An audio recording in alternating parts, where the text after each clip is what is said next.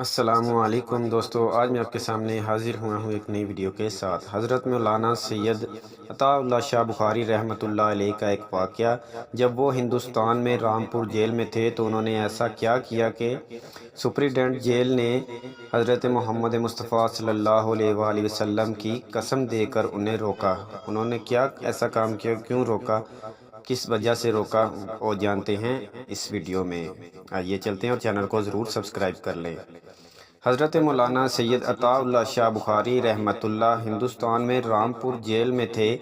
Jail میں اناج دیا گیا انہیں کہ ان کا آٹا پیسو، اور کہا گیا عطا اللہ تم باغی ہو، اس لیے تمہاری یہی سزا ہے کہ تم آج چکی پیسو گے۔ تو عطا اللہ شاہ بخاری صاحب نے کیا کیا؟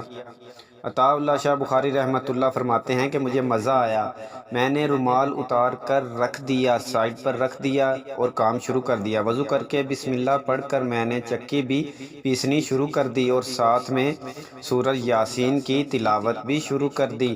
عطا اللہ شاہ بخاری رحمۃ اللہ فرماتے ہیں کہ جب میں نے قرآن کو آواز کے ساتھ پڑھنا شروع کیا تو اس وقت جیل کا سپرنٹینڈنٹ قریب تھا۔ وہ نکل کر آیا اور قریب آ کر روتا ہوا کھڑا ہو گیا اور جیل کا دروازہ کھلوا دیا۔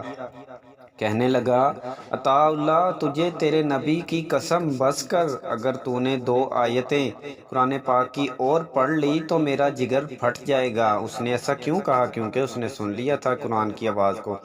یہ تھا کہ انگریز پر قرآن سننے کا اثر۔ یا اللہ حضرت مولانا سید عطا اللہ شاہ بخاری کی قبر کو نور سے منور فرما، آمین، اور ہمیں بھی اس طرح قرآن پاک کی تلاوت کرنے کی توفیق دے، آمین۔